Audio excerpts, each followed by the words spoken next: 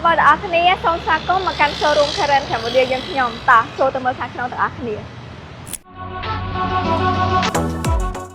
ហាងម៉ូតូអគ្គិសនី Karen ពួកយើងមាន4 model មានទាំង model រូបរាងតូចនិង model រូបរាងធំភ្ជាប់ជាមួយនឹងកម្លាំងម៉ូទ័រធំ4 model នោះមានដូចជា model Stardust SRT3 SRT5 និង SRT5 Pro ម៉ូតូអគ្គិសនី Karen ពួកយើងផលិតតាមស្តង់ដារការរចនាម៉ូដបែបស៊ីវិល័យនិងមានគុណភាពខ្ពស់ជាពិសេសទៀតនៅក្នុងហាងក៏មានជាគ្រឿងបន្លាស់គ្រប់គ្រាន់និងមានអ្នកជំនាញជួសជុលជូនអតិថិជនហើយនឹងមានសេវាកម្មជួសជុលដល់គេហដ្ឋានផងដែរចឹងបើសិនជាបងចាប់អារម្មណ៍ទៅលើ model ណាមួយបងអាចអញ្ជើញមកតេស្តដល់ទីតាំងផ្ទាល់ដែលមានអាសយដ្ឋាននៅលើផ្លូវ1986ខណ្ឌសែនសុខរាជធានីភ្នំពេញចឹងបើសិនជាបងចង់ដឹងព័ត៌មានកាន់តែច្បាស់បងអាចតាក់ទងមកកាន់ Facebook Page TikTok Instagram របស់ Karen Cambodia អរគុណបាយបាយ